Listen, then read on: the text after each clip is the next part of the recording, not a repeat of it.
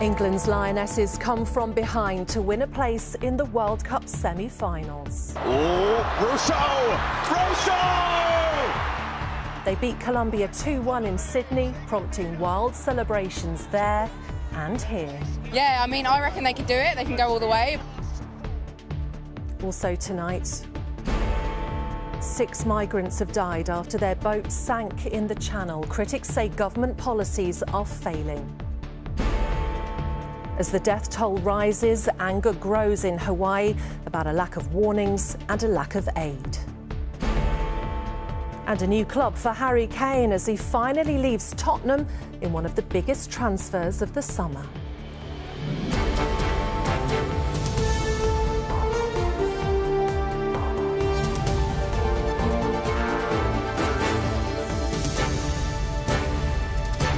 This is ITV News with Yasmin Bodalbhai. Good evening. It was tense, it was nervy, but England's women are celebrating after going through to the semi-finals of the World Cup. They beat Colombia 2-1. It wasn't easy, though. They went behind early on, but a goalkeeping error and a wonderful second-half goal saw them through to victory. On Wednesday, they face co-host Australia. The winner of that match will be in Sunday's final. Our sports editor, Steve Scott, reports from Sydney on the action and the celebrations.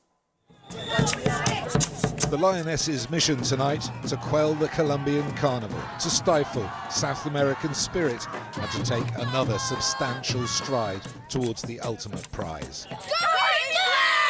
Outnumbered but determined to be heard, England's followers were stoically upbeat.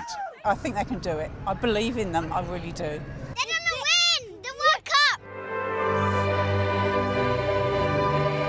After a number of underwhelming performances so far, could the Lionesses deliver what they promised was bursting to get out, namely a knockout show to get you out of your seat?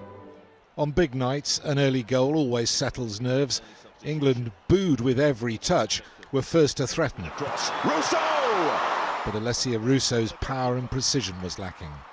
It wasn't just the crowd giving the Lionesses a hard time, as Lauren Hemp soon found out. Oh, and that's a big challenge. Rachel Daly was next to set Colombian hearts racing, but again, the final moment not decisive enough. Daly's there! Oh, what a chance.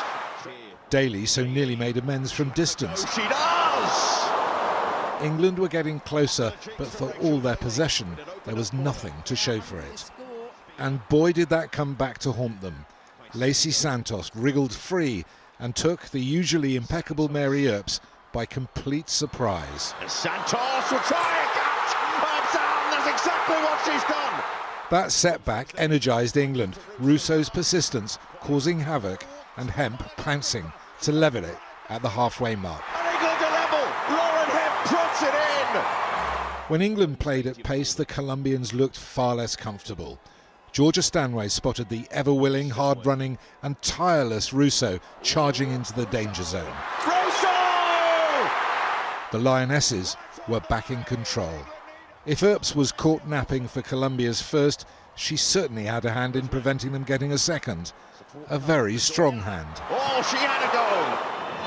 There were a few nerves and several jitters as the clock ticked down, but the Lionesses held on and are now one giant step closer to that elusive prize. Buzzing, semi-final of a World Cup, I think. We're keeping the dream alive. I'm so proud of the team, how we find a way to keep that score, to win that final duels there. And we just hope we keep the ball a little better. We could have finished it a little earlier.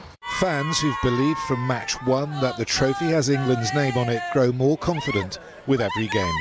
They can do it. They can go all the way. They can. We know it. We'll be here. We'll be here. Yeah. The Three Lions. The Lionesses win tonight means they'll be back here again next week in a World Cup semi-final, their third successive World Cup semi-final. Their record since they came to Australia is played 5 and won 5. Next up is Australia, who have the pressure of being hosts and also who must be physically and emotionally exhausted after a marathon penalty shootout earlier. A clash of two old rivals which promises to be a memorable night. Steve Scott, ITV News, Sydney.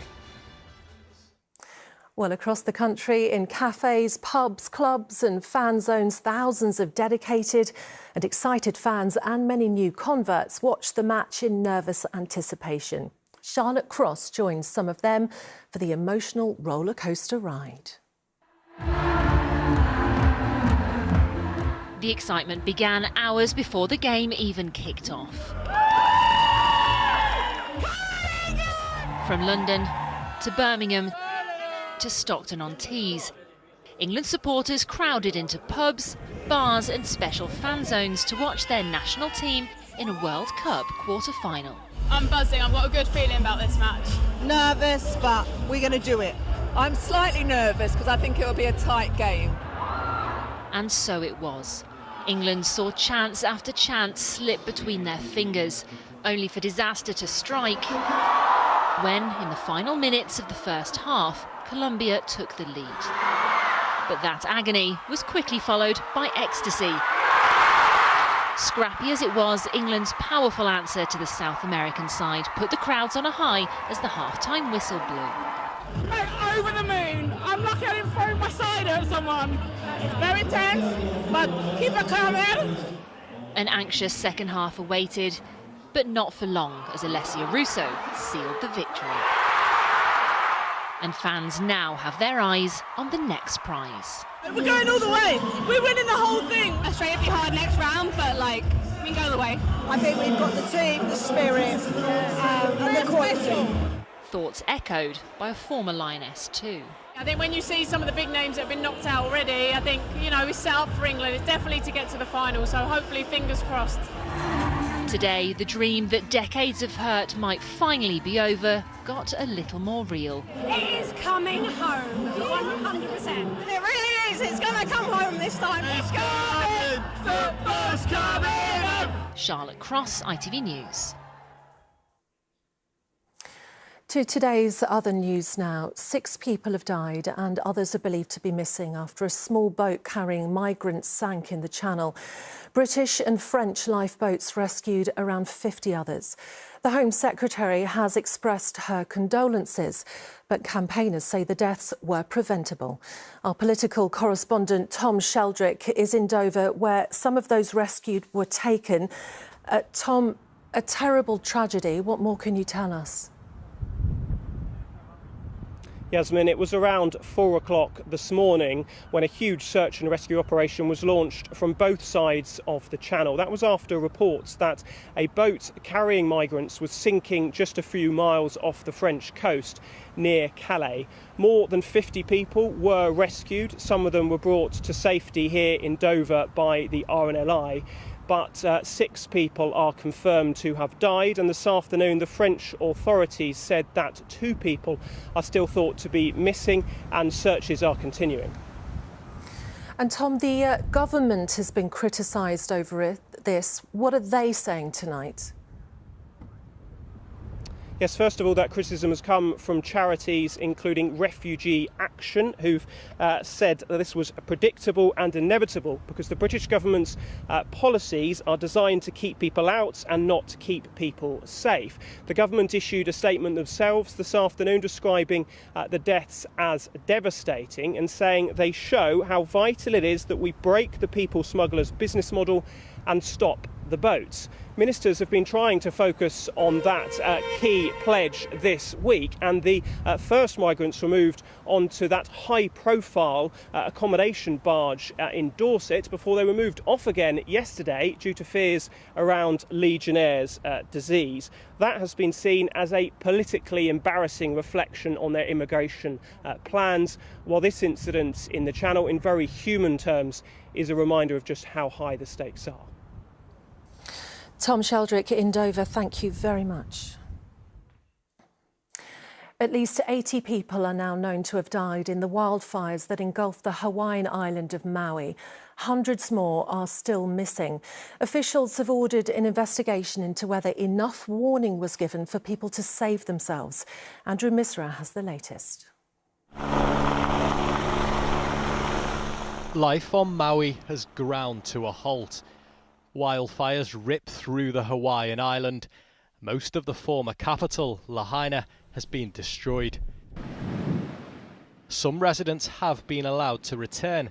Many more want to follow, determined their historic town won't itself be consigned to history. We're strong. We all gonna come back together. People are asking me if I want to fly somewhere, and why would I leave? This is my home, and these are my people, and this is where I need to be. So we're going to do what we can to rebuild, and it'll be back, and it'll be bigger, and it'll be stronger than ever before. The rebuild could cost more than $5 billion, so that determination will be needed. It's matched by anger, though, directed towards authorities. The state's worst ever natural disaster took most by surprise. Usually they put on the hurricane sirens or they do something to warn us. Nothing, everyone was just word of mouth evacuating. Hawaii's Attorney General's now launched an inquiry into why warning systems failed. Local politicians accept errors were made. It's not like hurricane force winds are unknown to Hawaii, or dry brush or red flag conditions. We underestimated the lethality, the quickness of fire. And in this situation, we have got to make sure that we do better. Right now, though, people here need aid, and plenty of it. With many residents still unaccounted for, it seems almost inevitable that the death toll will rise further. Andrew Mesra, ITV News. Well, our correspondent Peter Smith is on Maui and has seen for himself the appalling devastation. Well, this is where we can see the damage done by these fires in Maui and Hawaiian Islands. People's homes now reduced to ashes. The remnants of a living room, a kitchen over there, someone's burnt out car. And you can also hear that this is an operation that's still very much ongoing, because that sound is the noise of a helicopter coming overhead. They're still dropping water on the hillside. There's still smoke billowing because they're still fighting these fires, trying to get them under control to stop them causing even more damage. So far, from the number dead that we know of, that's just people being found who were out on the streets or at the harbour, who were trying to escape their homes. We're now moving into phase 2 of this operation, where the rescue teams are now into recovery mode and moving into wreckage like this. That's when we expect the number of dead to increase. The shelters are also full tonight. There are thousands homeless in Maui, and I think it's important to stress that yes, there's a lot of grief, but there's also a lot of anger. These are people who are saying, we live in the richest country in the world. They're being told that they can't even shower at the moment properly because there's a concern about water contamination. They're saying they weren't given enough warning to escape their homes in time, and also that currently they're doing too much themselves. The response from the US government has not been enough. And finally, some bad news for loyal Tottenham fans tonight. England captain Harry Kane has signed a 4-year deal with Bayern Munich worth around £95 million. Jay Akbar reports. First time. How does it look? Spurs fans look away. After successive summers of speculation, Harry Kane is a Tottenham player no more. I wanted to be the first to tell you Tottenham fans that I'll be leaving the club today. Sad to be leaving a club I've spent nearly 20 years of my life at, from an 11-year-old boy to a 30-year-old man now. There's been so many great moments and special memories. He has been there forever, having joined the academy in 2004. He leaves as Spurs' greatest ever goalscorer, but without a single trophy with the club. For a long time now, Spurs fans have been singing, he's one of our own. Today will hurt, but does he go with their blessing? I don't blame him. He wants to win something. Well, basically, it's just very sad, really. It's broke my heart. I wish him all the best. I hope he gets every trophy going, I really do. And that is what it came down to, love or legacy. What comes to your mind if you think of FC Bayern Munich? A team that have won a lot of trophies. Bayern are a trophy-winning machine with 33 league titles and 6 Champions Leagues. With Kane, one of the world's best strikers, they will add to that. Can't wait to get started. And the England captain will finally get off the mark. But to fans in Tottenham, he may just forever be one of Spurs' own. Jay Akbar, ITV News. And that is it. I'm back with the late news at 11:15. See you then. Bye-bye.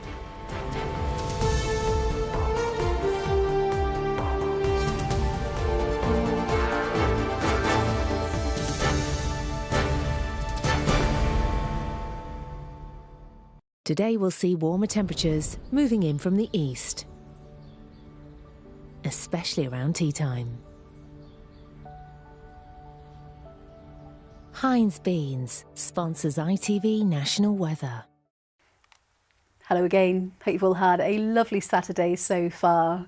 Well, it certainly has been blustery out there today. The mixture of sunshine and showers, all courtesy of low pressure. It's been keeping things fairly unsettled throughout today. Now, on Sunday, we are expecting this rain to sweep its way from west to east later on. But then behind that, as we go into next week, high pressure expected to build. If things go to plan, it will be turning drier and much warmer from midweek onwards. Now, in the meantime, coming back to the rest of this evening, well, still a few showers around, and it remains fairly breezy tonight. That's going to keep those temperatures on the mild side, ranging anywhere between 13 and 15 degrees. And then on Sunday, well, all in all, it is looking better for many of us, although still a few showers around at times, especially the further north that we are. But for many of us, we'll see more in the way of sunshine. And with those winds lighter than what they have been today, we'll be feeling a smidge warmer out there, expecting highs there of 23 degrees. That's 73 in Fahrenheit. Bye-bye. Heinz Beans sponsors ITV National Weather.